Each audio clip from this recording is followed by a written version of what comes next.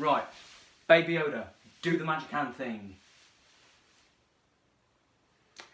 I'm out of ideas.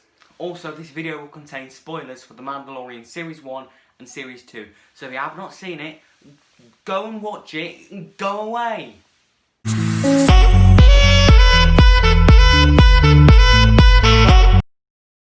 Hello everyone, Clark of the Geek here. Welcome back to a brand new video, and today we're doing another TV discussion video. This is a series now where we just take a look at any TV shows that I fancy talking about and reviewing it. And today we're going to be talking about The Mandalorian. So The Mandalorian is the recent Star Wars TV show that's been on Disney+. It has 2 seasons, one that came out last year and then the second literally just finished about a couple of weeks ago. So the series takes place after Return of the Jedi. So the Empire has fallen, but there's still fragments of them left. Anyway, the series follows the titular Mandalorian, this guy here, who looks like Boba Fett. We'll get into that in a bit. But, you know, he collects bounties, does missions, and one mission leads him to find the child, Baby Yoda, Grogu, whatever you want to call him.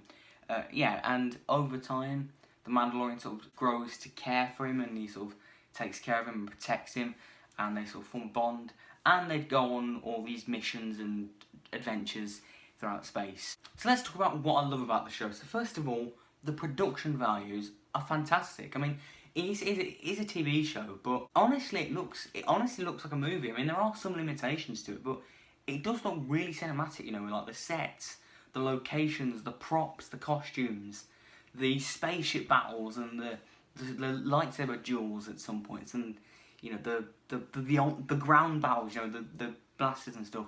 It really does feel really cinematic, and it's really entertaining to watch. I mean, you can tell that they put a lot of effort into this. There's a lot of practical stuff. I mean, Baby Yoda is a practical puppet with aspects of CGI, and you know, I always prefer practical stuff over CGI if it's done well. You know, it makes it feel more realistic, and that's great. But in terms of the actual story and the characters, it's brilliant. Like, it does have a fair bit of fan service and, you know, callbacks and references and returning characters, but it also puts a new spin on it. It's fresh, it's something different. You know, it sort of has the vibe of like a spaghetti western, which is really cool, and it treads that sort of middle ground between fan service and being original, which is something that's always great. And there's references from all over Star Wars. There's the original trilogy, the prequels, the sequels, the Clone Wars, Rebels, you know, the cartoons, and even the Star Wars holiday special. It references Life Day. I was hoping to be free for Life Day. Whoever thought that has got some guts, and I have the utmost respect for them. So the characters are really good as well. So you've got Mandalorian here, who is the main character, and he's a really cool, mysterious character, and at the start he's almost like an anti-hero, but when he meets Baby Yoda, the friendship that, you know, their bond that they create, it's really endearing to watch, and he has this really nice sort of character journey, going from this, yeah, as I say, an anti-hero to very compassionate, I guess, yeah. And also, Baby Yoda is he's amazing. But there's also some other great characters, like sort of supporting characters that you see now and again. You've got Cara Dune, who's like the muscle of the show, and she's a pretty cool character. You've got Grief Karga, I think. Carl Weathers' character, he's a really fun, likeable character who has a really cool character arc. You've got the main villain, Dryden Voss, I think that's his name. But yeah, he's a really cool villain, and there's some other great other supporting characters as well.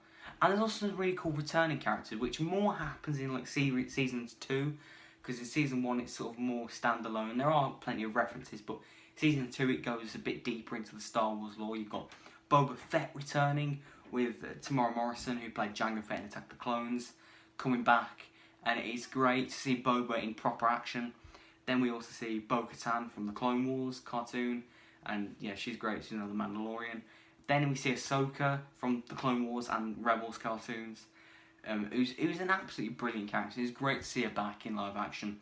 And then, in the final episode of Series 2, the one that just every fanboy was just screaming like little girls, Luke Skywalker back, in his prime, Return of the Jedi sort of thing, cutting through battle droids, like their tissue paper, you know, and not a really good like sort of rendering of Mark Hamill's face.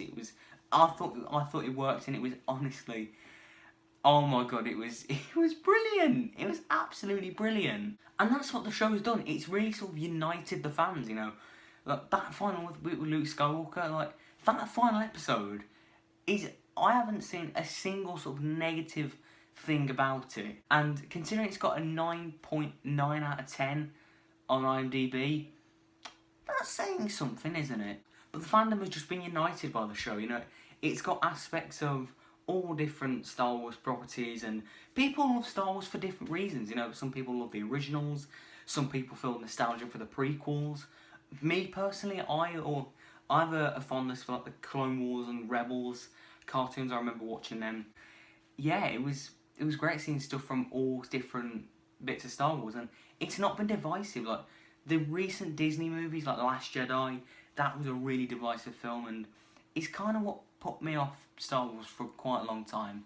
And then Solo tanked at the box office, and then Rise of Skywalker was a mess, and you know, the Star Wars fandom for the last few years has not been very good.